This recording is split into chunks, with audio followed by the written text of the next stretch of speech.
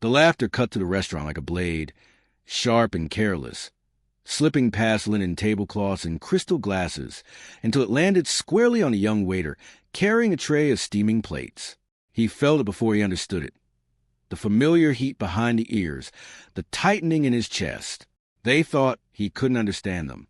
They thought their words were invisible. And in that moment, standing beneath soft golden lights in one of the most expensive restaurants in downtown Chicago, his silence held a truth that would soon shake every person in the room. If you believe in kindness, second chances, and the quiet power of doing the right thing even when no one is watching, take a moment now to like, comment, share, and subscribe to the channel. Stories like this remind us why compassion still matters. His name was Daniel Carter, a waiter by title, but far more by circumstance. He was 29 years old, raised in a Christian household in Ohio, where faith was taught through action, not words. Daniel had once dreamed of a different life.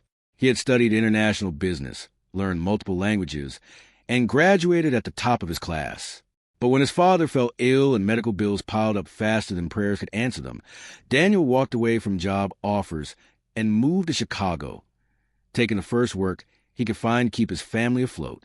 The restaurant was elegant and unforgiving, the kind of place where mistakes were noticed instantly and kindness was optional. Daniel worked long shifts, smiling through exhaustion, absorbing insults he was trained to ignore. Most customers saw him as invisible, just another server blending into the background of their important conversations. Few noticed how carefully he listened, how attentively he served, how respectfully he treated everyone regardless of how they treated him. That night, the table near the window stood out immediately. Expensive suits, polished jewelry, confident laughter. A group of business associates celebrating a deal, their voices carrying arrogance disguised as success. Daniel approached with practiced calm, taking orders, refilling glasses, offering professional warmth. What they didn't realize was that the language they switched to, assuming privacy, was one Daniel spoke fluently. He had learned it during his studies, mastering it with discipline and respect. Their words were cruel.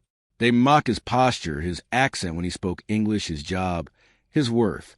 They joked about how someone like him would never amount to anything beyond serving people like them. Each sentence landed heavier than the last, not because Daniel believed them, but because he recognized the emptiness behind them. Still, he said nothing. He carried plates. He poured wine. He did his job with excellence. Inside, the struggle was fierce. Daniel felt a familiar war between pride and humility.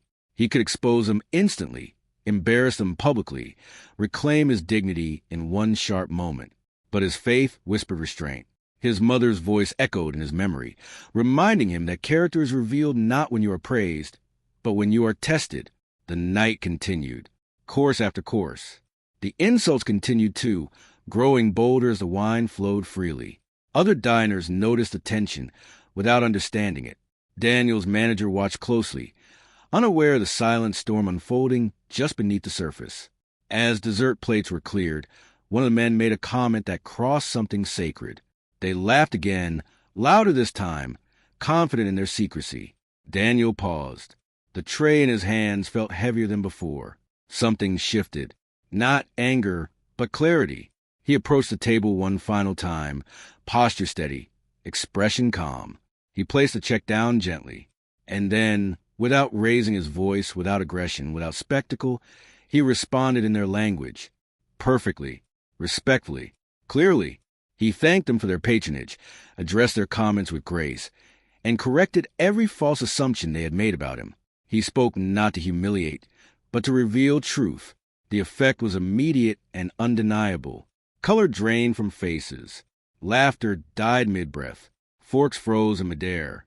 The room seemed to hold its breath. In that moment, Daniel was no longer invisible. He was no longer just a waiter. He was a mirror reflecting back their own arrogance. He didn't list his degrees. He didn't boast about his past or justify his present. He simply stated that dignity does not depend on position, and respect should never depend on wealth. Then he wished them a good evening and stepped away. Silence followed him like a shadow. Other tables stared. Some diners looked down, ashamed. Others looked at Daniel with new eyes. The manager rushed over, fear and confusion written across his face. But there was no complaint, no outrage, only stunned realization. After the table left, their confidence shattered, the restaurant felt different, lighter, quieter. A woman at another table stopped Daniel and thanked him. A couple slipped him a generous tip with a note that simply read, "You matter." But the real change happened inside Daniel. For years, he had carried quiet shame about where life had placed him. That night, he understood something deeply. His worth had never been tied to his job. His patience was not weakness. His humility was not invisibility. It was strength. Word spread, not as gossip, but as respect. Regular customers began greeting him by name. A businessman struck up conversation, curious about his background. Opportunities followed slowly, naturally, not handed to him, but open because he had remained who he was under pressure. Daniel eventually received an offer from one of the diners who witnessed a moment, someone who recognized integrity when they saw it, a position that aligned with his education, his values, and his future. He accepted it not as an escape, but as a continuation of his journey.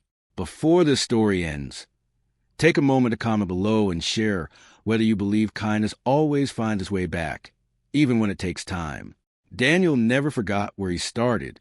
He returned to the restaurant often, not as a waiter, but as a reminder that every person carries a story you cannot see, that language, wealth, and status never define the heart of a person, and that sometimes the most powerful moment in a room is not when someone speaks loudly, but when they speak truth with grace. That night was never about revenge. It was about revelation. And everyone who witnessed it left changed, whether they admitted it or not.